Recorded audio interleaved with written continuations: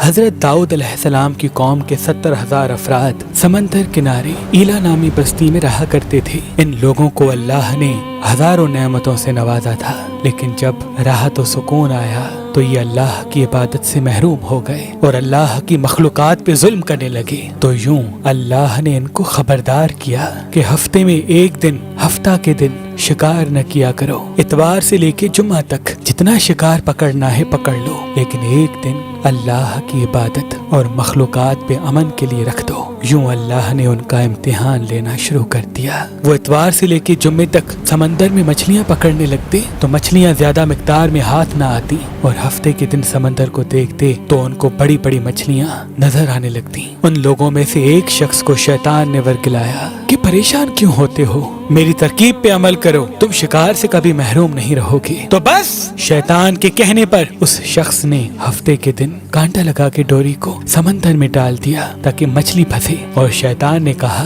اس مچھلی کو تم اتوار کے دن نکالنا، اور یوں ہفتے کی حرمت بھی باقی رہے گی اور تمہارا شکار بھی ہو جائے گا۔ بس شیطان کی بتائی ہوئی ترکیب پہ ہفتے کے دن مچھلی پھنسی رہی اور وہ اتوار کے دن نکالتا اور خوشی سے کھاتا۔ جب آس پاس کے لوگوں نے پوچھا تو ان کو بھی یہ ترکیب بتانے لگا، اور یوں اس قوم کے کچھ لوگ ہفتے کے دن مچھلی پکڑنے کے لیے جال پھینکتے اور اتوار کے دن نکالتے، اور کچھ نے تو اس سمندر میں سے نالیاں بنا کے چھوٹے چھوٹے تالاب بنا دیے، کھڈے بنا دیے، تاکہ ہفتے کے دن جیسے ہی مچھلیاں یہاں سے گزریں تو ان تالاب میں پھنس جائیں اور ہم اتوار کو ان مچھلیوں کو نکال کے پکا کے کھائیں گے۔ اس گاؤں میں کچھ اللہ کے خاص بندے بھی موجود تھے جو کہنے لگے، اے لوگو، اللہ نے ہفتے کے دن شکار کرنے سے منع کی ہے، یہ جو تم جال پھینکتے ہو یا چھوٹے چھوٹے تالاب بناتے ہو، ان میں ہفتے کے دن اگر مچھلی پھنستی ہے تو یہ شکار ہفتے کے دن کا ہوگا۔ اللہ کے عذاب سے ڈرو، اللہ کی نافرمانی نہ کرو۔ وہ لوگ ان لوگوں کا مذاق اڑانے لگے کہ ہماری جو مرضی ہوگی ہم وہ کریں گے۔ اب ان بستی میں 3 گروہ بن گئے۔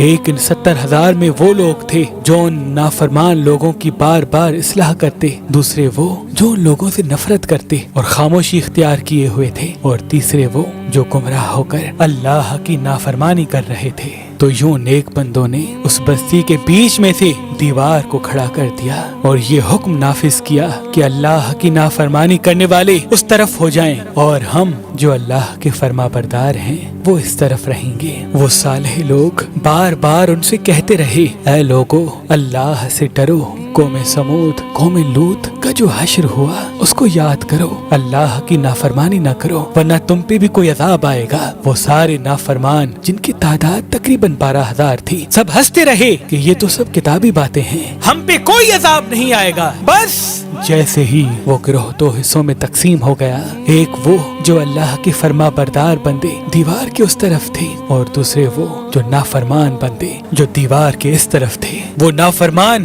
پوری رات ہنستے رہے، مذاق اڑاتے رہے، اور وہ اللہ کے خاص بندے دیوار کے اس طرف اللہ سے معافی مانگنے لگے۔ بس جیسے ہی صبح ہوئی، وہ نیک صالح انسان اٹھے، انہوں نے محسوس کیا کہ دیوار کے اس طرف سے کسی انسان کی آواز نہیں آ رہی۔ جیسے ہی دیوار کی اس طرف چڑھ کے دیکھنے لگے کہ سارے کے سارے وہ لوگ بندر کی شکل میں تبدیل ہو چکے تھے اور بندروں کی حرکت کو انجام دے رہے تھے۔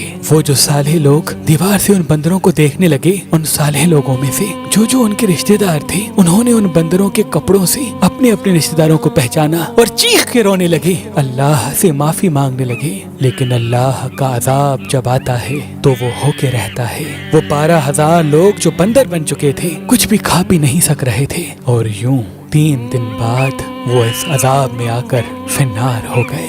بے شک اللہ ان بندوں کو پسند نہیں کرتا جو اللہ کی نافرمانی کرتے ہیں۔ اے اللہ، ہم سب کو اپنا فرما بردار بندہ بنا، ہم کو ویسا بنا جیسا تو ہمیں دیکھنا چاہتا ہے۔ آمین ثم آمین۔